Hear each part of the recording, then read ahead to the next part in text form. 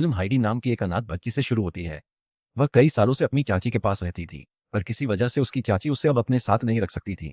इसलिए हाइडी की चाची उसे पहाड़ों पर उसके दादा अल्फोहाई के पास छोड़ने ले जाती है। शहर के लोग उससे डरते हैं और मानते हैं कि उसने एक बार हत्या की थी। हालांकि हाइडी की चाची सब अफवाहों को अनसुना कर देती है और अल्फोहाई के खतरनाक होने की परवाह किए बिना ही उसे सीधे उसके घर ले जाती है। पहाड़ चढ़ते हुए हाइडी को अपनी सख्त ड्रेस में परेशानी होती है, इसलिए वो उसे उतार देती है और प्रकृति का आनंद लेने लगती है। जब वे अल्फाई के घर पहुंचते हैं तो वो हाइडी को रखने से मना कर देता है। उसकी चाची उसे वापस ले जाने का नाटक कर चुपके से वहीं छोड़कर भाग जाती है। हाइडी को पीछे छूटता देख अल्फाई उसकी चाची को रोकने की कोशिश करता है और वो उसे अनदेखा कर देती है। उससे में अल्फोहाई हाइडी को अकेला छोड़कर घर अंदर से बंद कर लेता है। कोई और चारा न होने पर वो बकरियों के साथ खलिहान में सोने की जगह ढूंढ लेती है। अगली सुबह अल्फाई उसे नाश्ते में बकरी का दूध देता है। उसके बाद वह उसे पादरी के पास ले जाता है। पादरी हाइडी की जांच करता है और पुष्टि करता है कि वह पूरी तरह से स्वस्थ है। फिर वह अल्फाई को सलाह देता है कि उसकी देखभाल करना उसकी जिम्मेदारी है। अल्फाई जोर देकर कहता है कि वह हाइडी को नहीं रखना चाहता। जवाब में पादरी 3 दिन मांगता है, यह देखने के लिए कि शहर के किसी किसान को मददगार बच्चे की जरूरत है। घर वापस आकर अल्फोहाई उसे घर के अंदर आने देता। हालांकि अंदर सब कुछ केवल एक व्यक्ति के लिए व्यवस्थित है। यह देखकर उसे घास का एक ढेर मिलता है। वह खुशी खुशी उसे अपना बिस्तर बना लेती है और वही रहने लगती है। अगले दिन हाइडी की मुलाकात पीटर नाम के लड़के से हुई, जो रोज अल्फोहाई की बकरियां चराने आता था।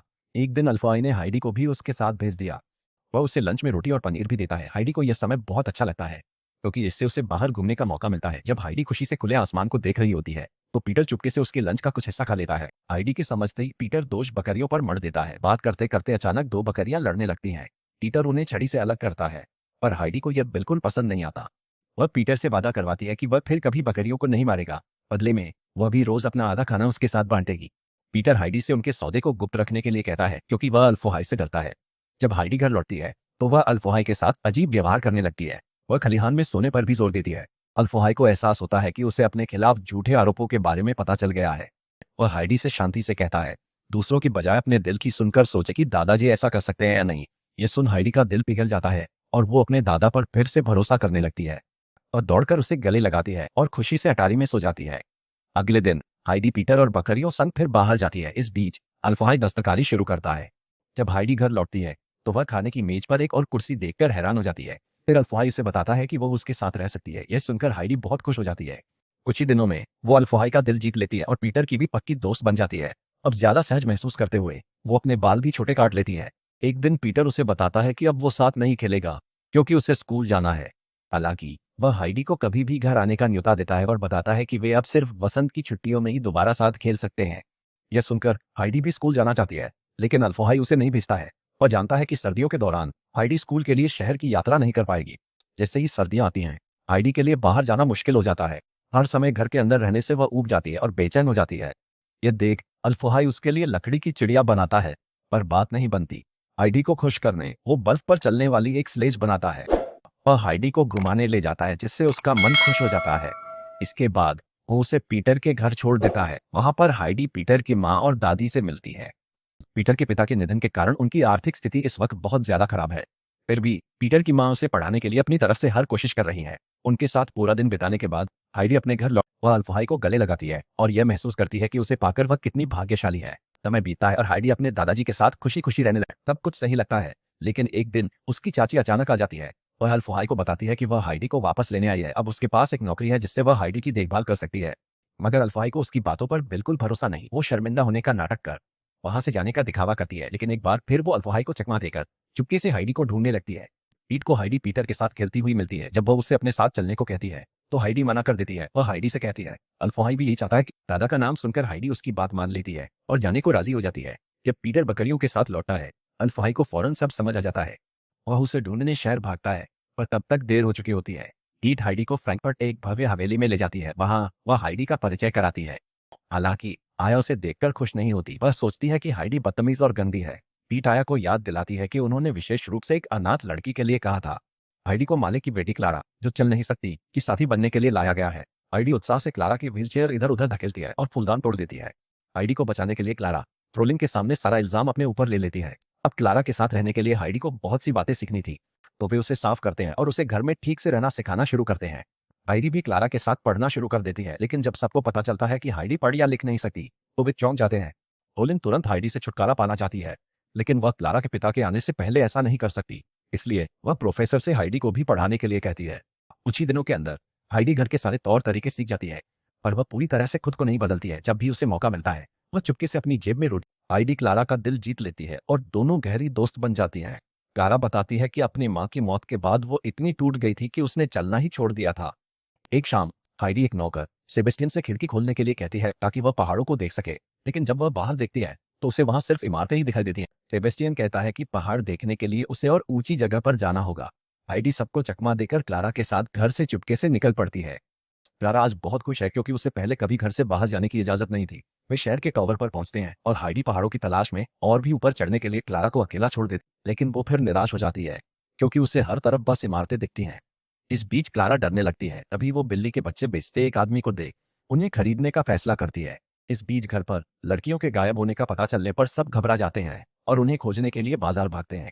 आखिरकार सेबेस्टियन उन्हें ढूंढ ही लेता है और घर लौटने से ठीक पहले क्लारा फुर्ती से बिल्ली के बच्चों को कंबल के नीचे छिपा लेती है। इससे पहले कि फ्रोलाइन उन पर गुस्सा करती, उसे बिल्लियों से होने वाली एलर्जी की वजह तभी क्लारा की गोद से एक बिल्ली का बच्चा कूदा तो फ्रोलाइन डर के मारे एक खंभे पर चढ़ गई। लंच के दौरान फ्रोलाइन हाइडी को दीवार की तरफ मुंह करके खड़ा होने की सजा देती है और हाइडी को चेतावनी देती है कि अगली बार उसे और भी बदतर सजा मिलेगी। इससे हाइडी बहुत दुखी हो जाती है, इसलिए वह चुपके से अपनी बचाई सारी रोटियां लेकर घर से भागने की कोशिश करती है। लेकिन फ्रोलाइन उसे पकड़कर डांटती है कि उसे मिले इस शानदार जीवन और घर के लिए उसे हमेशा शुक्रगुजार रहना चाहिए। मगर हाइडी को क्लारा के रोने से कहीं ज्यादा दुख होता है। इस घटना के बाद क्लारा की तबीयत और बिगड़ जाती है और हाइडी को बहुत बुरा लगता है। जब क्लारा थोड़ा बेहतर महसूस करती है तो हाइडी उसके कमरे में जाकर बताती है कि वो क्लारा की वजह से नहीं जा रही थी। जैसे ही क्लारा ठीक होती है वह फिर से पढ़ाई की अपनी सामान्य दिनचर्या में लौट आती है। कुछ दिनों बाद क्लारा के पिता और दादी आते हैं। क्लारा उन्हें देखकर बहुत खुश होती है, लेकिन फ्लोलाइन खुश नहीं दिखती। क्लारा को एक दोस्त के साथ इतना खुश देखकर उसके पिता को तसल्ली होती है कि उनका विचार काम कर गया। हालांकि फ्लोलाइन उसका मन बदलने की कोशिश में कहती है कि हाइडी अभी भी जंगली है और पढ़ाई में ध्यान नहीं देती। लेकिन क्लारा की दादी की राय अलग है और दूसरों की कही बातों पर विश्वास करने के बजाय क्लारा की दादी सब कुछ खुद देखना चाहती थी। उस रात वह हाइडी को एक कहानी सुनाती है, पर पूरी नहीं करती ताकि हाइडी खुद पढ़ने की कोशिश करे। तब हाइडी मानती है कि वह सीखना नहीं चाहती क्योंकि पीटर ने कहा था कि पढ़ाई बेकार है। ये सुनकर दादी समझाती है कि हाइडी को सुनी सुनाई बातों पर यकीन नहीं, बल्कि खुद परखना चाहिए। कहानियां पसंद होने की वजह से वह अब सीखने पर ध्यान देने का फैसला करती है। अगले दिन क्लारा की दादी उसके पिता से कहती है कि हाइडी एक प्यारी बच्ची है, लेकिन उसे घर में रखना उसकी इच्छा के विरुद्ध है, इसलिए उसे वापस भेज देना चाहिए। पर वो ऐसा नहीं चाहता क्योंकि हाइडी के आने से क्लारा की सेहत सुधर गई है। समय बीतने के साथ घर से अजीब आवाजें आने लगती हैं और नौकरों को अक्सर दरवाजा खुला मिलता है। इस बीच हाइडी कड़ी मेहनत से पढ़ना सीख जाती है और कहानी पूरी करती है। वह गर्व से पूरे परिवार के सामने जोर से पढ़ती है। यह देखकर क्लारा के पिता को एहसास होता है कि हाइडी घर में रहने में सक्षम है, लेकिन हाइडी वास्तव में खुश नहीं लगती। इसके बाद क्लारा की दादी घर लौट आती हैं।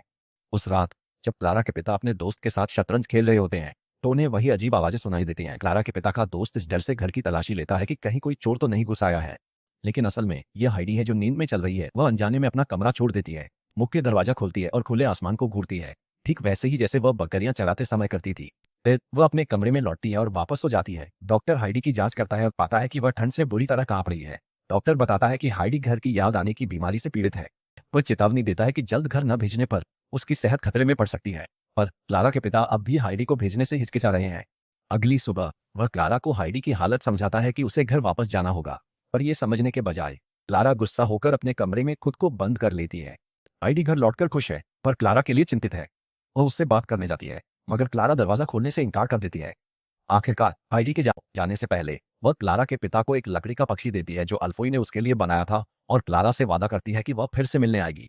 रोलाइन सोचती है कि अब घर में शांति रहेगी, पर मुड़ते ही उसे बिल्ली का एक बच्चा दिखता है। रसोईया उसे उठाकर पालने का फैसला कर हाइडी नाम रखता है। उधर हाइडी अल्फोई शहर लौटती है।